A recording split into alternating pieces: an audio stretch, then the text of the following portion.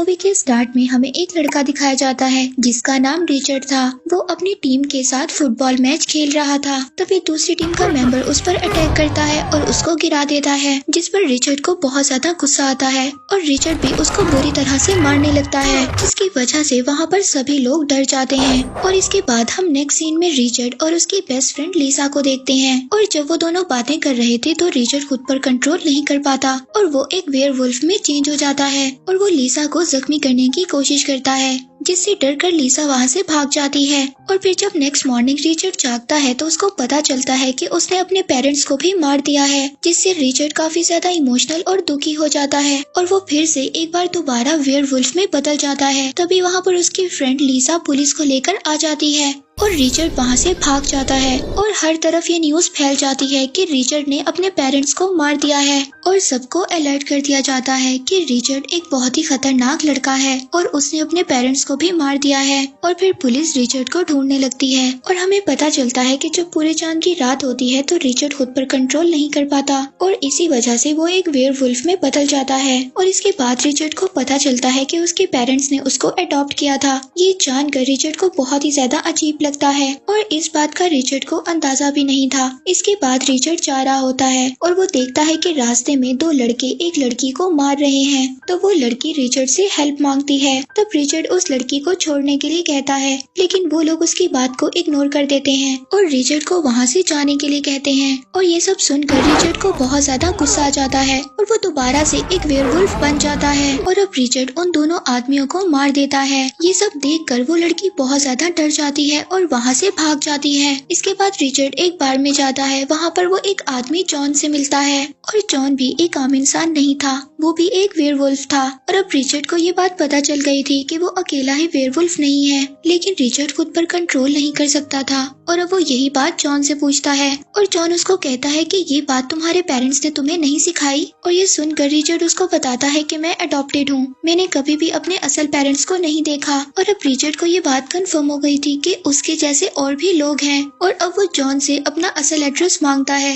लेकिन जॉन उसको मना कर देता है। लेकिन जॉन अब जाते हुए उसको एक क्लू दे जाता है ताकि रिचर्ड उस जगह पर जा सके। इसके बाद रिचर्ड टाउन पहुंचता है और टाउन जाकर वो एक बार में जाता है और वहाँ पर सभी लोग उसको बहुत ही अजीब नजरों से देख रहे थे। और जब वो बियर लेने के बाद बार ऑनर एंजेलिना के पास जाता है तो वो उसकी तरफ अट्रैक्ट होने लगता है और एंजेलिना से काम के बारे में पूछता है। और जब वो एंजेलिना से बात कर रहा था तभी वहाँ पर एक लड़का आ जाता है और रिचर्ड से मिसबिहेव करने लगता है, लेकिन रिचर्ड उसको बार में कुछ भी नहीं कहता और वो बार के बाहर जाकर उस लड़के का इंतजार करने लगता है। जब सब लोग जो बार में आए हुए थे वहाँ से चले जाते हैं तो वो उस लड़के को अकेला देखकर उस पर अटैक करता है और वो लड़का उससे डरकर वहाँ से भाग जाता है। और अब एक जॉन नाम का आदमी रिचर्ड को अपने फॉर्म पर काम करने के लिए कहता है और रिचर्ड को अपने घर ले जाता है। और वहाँ पर एक आदमी कॉर्नर आ जाता है जो रिचर्ड से कहता है कि तुमने मेरे एक आदमी को मारा है। और तभी जॉन वहाँ पर आ जाता है, वो कॉर्नर से कहता है कि ये मेरा नेफ्यू है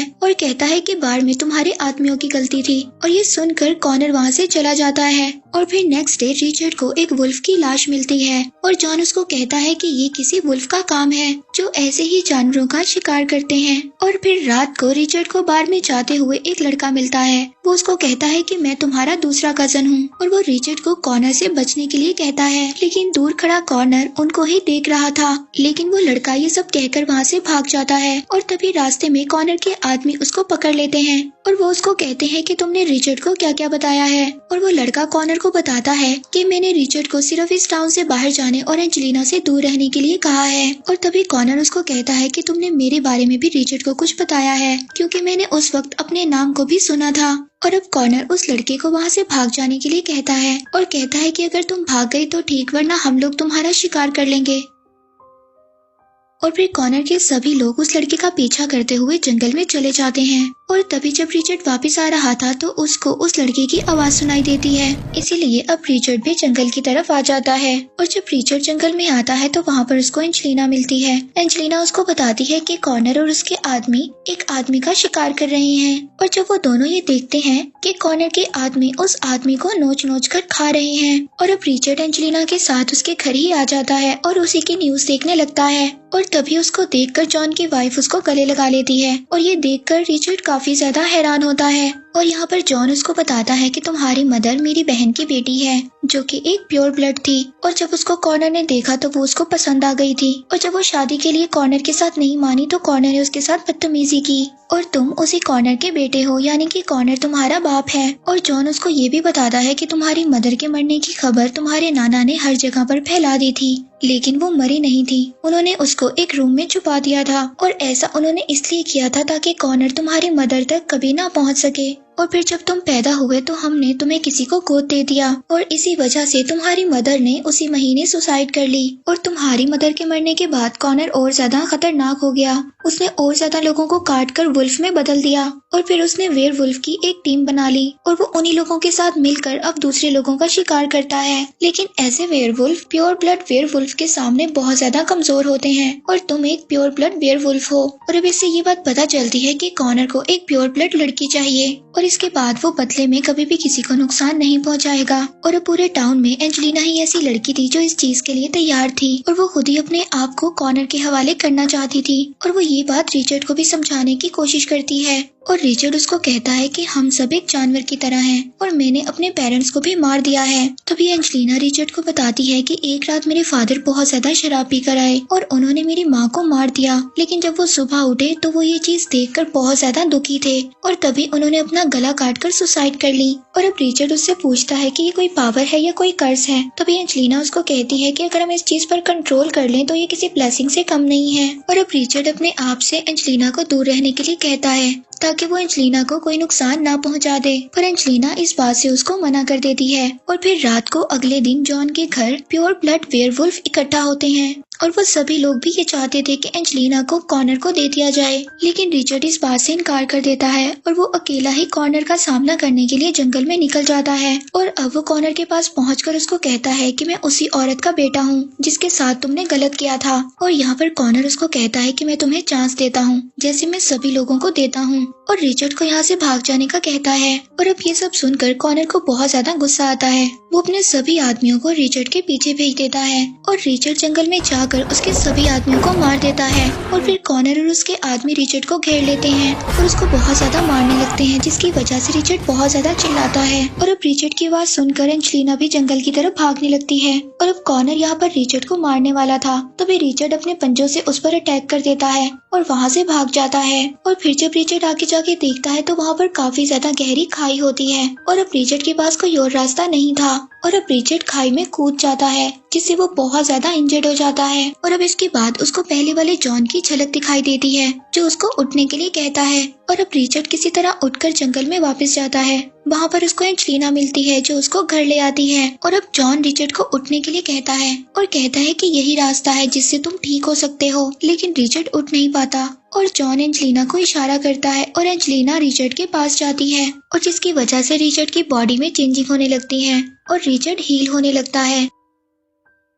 इसके बाद एंजेलिना उसको बाहर लेकर आती है और उसको भागने के लिए कहती है। पहले तो रिचर्ड मना कर देता है, लेकिन वो कोशिश कर भागता है, लेकिन जब वो भागता है तो उसके सारे जख्म ठीक हो जाते हैं। इसके बाद वो दोनों जॉन के पास आते हैं और हमें पता चलता है कि जॉन के पास बहुत ज्यादा एक्सप्लोसिव हैं, और यहीं पर रिचर्ड को एक आइडिया आता है। वो बुलेट्स और माइंस बनाने लगता है ताकि वुल्फ्स को मारा जा सके। और जब वो माइंस को जमीन में बिछा रहा था तभी उसको एंजेलिना की आवाज सुनाई देती है, और जब वो घर पहुंचता है तो उसको पता चलता है कि उन लोगों ने एंजेलिना और जॉन को भी पकड़ लिया है, और वो लोग रिचर्ड को भी वहाँ पर बुलाते हैं, और उन लोगों ने एंजेलिना को बांधकर वहाँ पर रखा हुआ था। और अब रिचर्ड वहाँ पर पहुंचकर गार्ड्स को मार देता है, और अब वो पूरी तरह वेयरवुल्फ में बदल गया था, और वहाँ पर कॉर्नर के आदमी उस पर अटैक करने लगते हैं, और वो सभी को एक एक करके वहाँ पर मार देता है, और एंजेलिना को आजाद कर जंगल की तरफ भागने लगता है। और अब वहाँ पर एंजेलिना भी सबको मार देती है और जॉन को केज से निकाल कर रिचर्ड को बचाने के लिए भेज देती है। और अब वो लोग घर पहुँच रिचर्ड के आने का इंतजार करते हैं, और जब रिचर्ड